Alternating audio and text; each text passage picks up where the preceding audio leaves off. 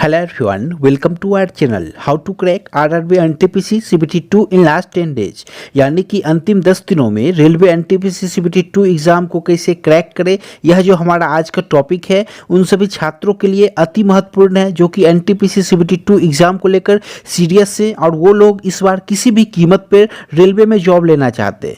यह जो हमारा आज का वीडियो है इसमें आप लोग यह जान सकोगे कि 3 काम जो आपको निश्चित रूप से करना है जो कि आपको सिलेक्शन के पास ले जाएगा, और ऐसा 3 काम जो कि आपको भूल कर भी नहीं करना है, वो आपको सिलेक्शन से दूर ले जाएगा, यह जान सकोगे। देखो अभी के टाइम पे यदि आपको किसी भी एग्जाम को क्रैक करना है, लिमिटेड समय में क्रैक करना है, तो आपकी जो रणनीति है वो अचूक होनी चाहिए। तो यह हमारा आज का जो वीडियो है आप सभी छात्रों के लिए गिफ्ट के तौर पे है। आप लोग इसका यदि यूज़ करते हो तो निश्चित रूप से सिलेक्शन लेकर जाओगे। और साथ ही साथ आज के इस वीडियो के लास्ट में मैं आपसे यह भी शेयर कर दूंगा कि आप लोगों के लिए जो गेस है सुपर गेस वो कब आने वाला है, क्योंकि रीजनिंग में जो नए नए पैटर्न के सवाल बन रहे हैं अंतिम 2 वर्षों में TCS के द्वारा जो रीजनिंग के अच्छे सवाल पूछे गए, मैं आपको उसका कॉन्सेप्ट भी कराने वाला हूँ बहुत जल्द। तो आप लोग चैनल से जुड़े रहना। फिर चलिए आज की वीडियो की शुरुआत करते हैं। वीडियो आपको पसंद आए तो वीडियो को लाइक करना, इससे हमें एक मोटिवेशन मिलती है, इससे हमें कुछ और नया करने का एक जज्बा मिलता है। तो आप लोग वीडियो को लाइक जरूर करना।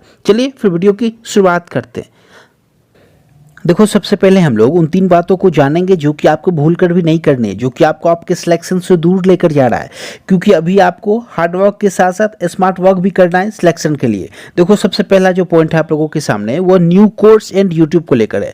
देखो अभी के टाइम पर भूल कर भी न्यू कोर्स कोई भी मत परचेज करना है, जो कि आप पहले से जानते हैं उसका रिविजन आपको करना है। न्यू कोर्स का मतलब है आपको आपके सिलेक्शन से दूर लेकर जाना।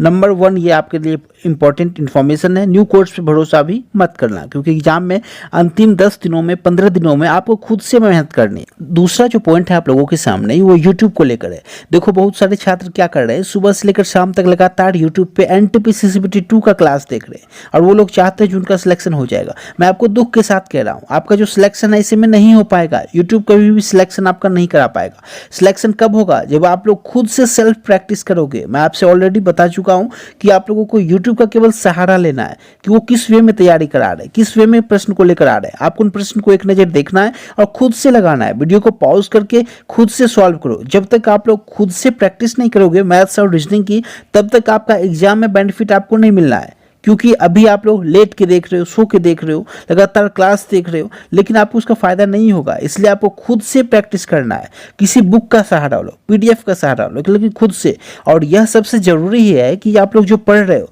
वो आपके एग्जाम के पॉइंट ऑफ व्यू से इंपॉर्टेंट है या फिर केवल टाइम पास है। इसलिए आपको सही सिलेक्शन करना है वीडियो का, सही कंटेंट का। उसके बाद आपको वहाँ पे अपना टाइम इन्वेस्ट करना है। अंतिम 10 दिन आपके पास हैं, आपको इन दिनों में अच्छे कंटेंट को पढ़ना है। उसके बाद आप लोग नंबर दूसरा जो पॉइंट है आप लोगों के लिए इंपॉर्टेंट वो आप लोग समझना। देखो छात्र क्या गलती कर रहे हैं, वो पर डे 3-4 मॉक टेस्ट लगा रहे हैं। ये देखो ये सबसे बड़ी भूल है आपकी। 3-4 मॉक टेस्ट यदि आप पर डे लगा रहे हो, आप लोग चाहते हो सिलेक्शन हो जाएगा इससे, तो ये गलत है, आपका गलत फहमी है। और आप लोगों के लिए तीसरा जो इंपॉर्टेंट पॉइंट है जो कि आपको भूल कर भी नहीं करना है सिलेक्शन के लिए, वो क्या है आप लोग समझना। सबसे पहले न्यू ट्रिक को लेकर छात्र परेशान रहते हैं, क्यों न्यू ट्रिक के पीछे भागते हैं। आपको उसके पीछे नहीं भागना है। आप लोग अब तक जो भी ट्रिक पढ़े हो, जो भी कॉन्सेप्ट पढ़े हो, आप लोगों को उसी का रिविजन करना है सिलेक्शन के लिए। क्योंकि छात्र जो है वो नए ट्रिक का इस्तेमाल एग्जाम में नहीं कर पाते। आप लोग अभी कितना भी ट्रिक लगा लो, देख लो, आप लोग जब तक उस पे 5 से 10 सवाल नहीं लगाओगे तब तक आप लोग उसका यूज़ नहीं कर सकते हो। इसलिए आप लोगों को नए ट्रिक के पीछे भागना, उसका अप्रोच का यूज़ करना, उसके पीछे आपको बहुत ज़्यादा टाइम जाएगा। तो आपको ये काम नहीं करना है। और नंबर दूसरा जो इंपॉर्टेंट पॉइंट है इसमें आप लोग यहाँ समझना, न्यू बुक को लेकर कि छात्र क्या कर रहे हैं अभी के टाइम पे, न्यू बुक परचेज कर रहे हैं। यह भी परचेज कर लिया, यह भी कर लिया, यह भी कर लिया, यह भी कर लिया, लेकिन आप लोगों को परचेज नहीं करना है। मैं आपसे कई बार कह चुका हूँ, आप अब तक आप लोगों ने जिस एक बुक को बेस मानकर पढ़ा, मान लो जीके के लिए आपने लूसेंट बुक को बेस मानकर पढ़ा है। मैं आपसे ऑलरेडी बता चुका हूं कि आप लोग लूसेंट ले लो या फिर SPD ले लो। देखो मैं आपसे यह नहीं कहूंगा कि लूसेंट से आपके 100% सवाल मिल जाएंगे एग्जाम में, यह गलत है। देखो लेकिन यह भी फिक्स है कि इससे 60 से 70% सवाल आपको मिलेंगे एग्जाम में। अभी के टाइम पे एग्जामिनर क्या कर रहा है आप लोग ध्यान से समझना, वो 5 से 7 सवाल ऐसे ऐसे पूछ रहा है जो कि आपको लूसेंट में कहीं नहीं मिल रहे हैं, वो बहुत अलग से अटपटे से सवाल होते हैं। तो आपको उन सवालों के पीछे नहीं भागने हैं, तो उन सवालों को छोड़कर बाकी के जो 60-70% सवाल होंगे वो आपको लूसेंट से मिलेंगे, और बाकी के जो करेंट अफेयर्स हैं आप लोग कहीं से भी कवर करके पढ़ सकते हो।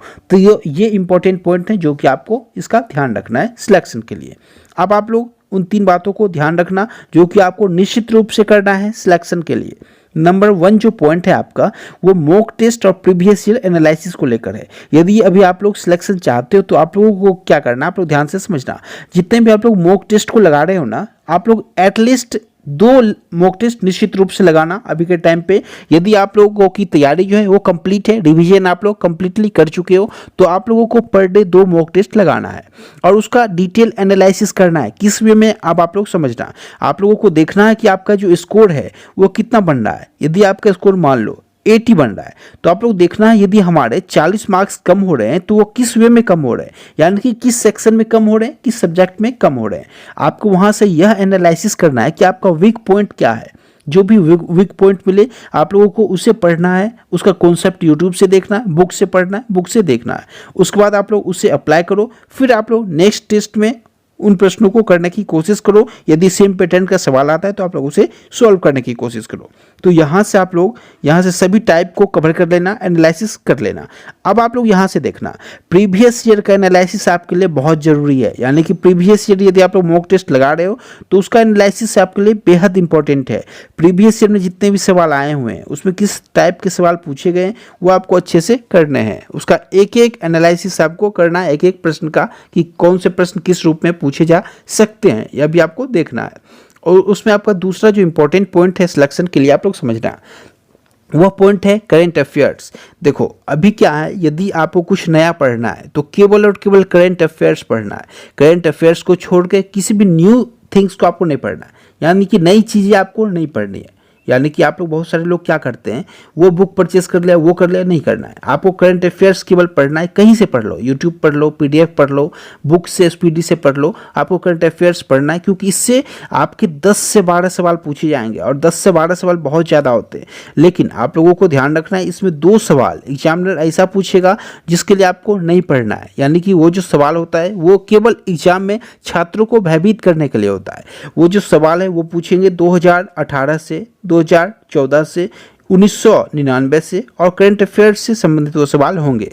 तो आप लोगों को उन सवालों को के पीछे टाइम बेकार नहीं करना है। आप लोगों को प्रीवियस 1 साल के, यानी कि पिछले 1 साल के करंट अफेयर्स को अच्छे से पढ़ के जाना है। तो ये इंपॉर्टेंट बातें हैं। साथ ही साथ कुछ कैटेगरी हैं जीके के जो कि आपको पढ़ लेने हैं। यानी कि आप लोग देख लेना, प्रीवियस जब टेस्ट लगाते हो, मॉक टेस्ट लगाते हो, तो उसमें जो सवाल आ रहे हैं वो किस कैटेगरी के सवाल पूछे जा रहे हैं जीके में। यानी कि यदि क्लासिकल डांस से बन रहे हैं, वन्य जीव अभयारण्य जितने भी आपके उससे बन रहे हैं, तो आपको उन चीज़ों को अच्छे से करना है। उसके लिए आप लोग कहीं ट्रिक भी देख सकते हो। उसके बाद नंबर तीसरा जो पॉइंट इंपॉर्टेंट है वो एनटीपीसी सीबीटी 1 एग्जाम को लेकर है। यानी कि एनटीपीसी सीबीटी 1 एग्जाम में जितने भी टाइप के सवाल पूछे गए आपको उसे तो करना है, क्योंकि आपको जो जीके में खासतौर पे सवाल दिखेंगे ना, जो कि आपसे सीबीटी 1 के एग्जाम में पूछे गए हैं, उसी के जो ऑप्शन यहाँ पे गिवन है ना, उसी पे ये लोग प्रश्न बना के डालेंगे सीबीटी 2 के एग्जाम में। तो आप लोगों को उन सभी ऑप्शन को भी अच्छे से देखना है और समझना है। तो ये इंपॉर्टेंट पॉइंट है आप लोगों के लिए जो कि आपको निश्चित रूप से करना है। अब मैं आपको सुपर गेस्ट देने वाला हूँ, बहुत ही जल्द आपको सुपर गेस्ट मिल जाएगा। एग्जाम से 8 से 10 दिन पहले आपको सुपर गेस्ट मिल रहा है। तो आप लोग उन प्रश्नों को निश्चित रूप से देखना, क्योंकि उसमें क्या देख रहा हो, रीजनिंग के जो नए नए सवाल पूछे हैं टीसीएस ने, एसएससी में और रेलवे में, वो मैं आपको कवर कराऊंगा। क्योंकि रीजनिंग में बहुत अच्छे सवाल बन रहे हैं। ये जो कॉन्सेप्ट है, नए नए कॉन्सेप्ट को लेकर आ रहे हैं, तो आप लोगों को उसका जो भी तोड़ है उसे देखना है, समझना है। तो ये इंपॉर्टेंट बातें हैं। और साथ ही साथ मैथ्स का सुपर गेस्ट भी मैं आपको देने वाला हूँ। तो आप लोग चैनल से जुड़े रहना, चैनल को सब्सक्राइब करके बेल आइकन को प्रेस करना, ताकि जैसे मैं आप लोगों के लिए नेक्स्ट वीडियो को लेकर आऊं आप तक इन्फॉर्मेशन पहुंच सके। चलिए आज के इस वीडियो में यहीं तक। Thank you so much.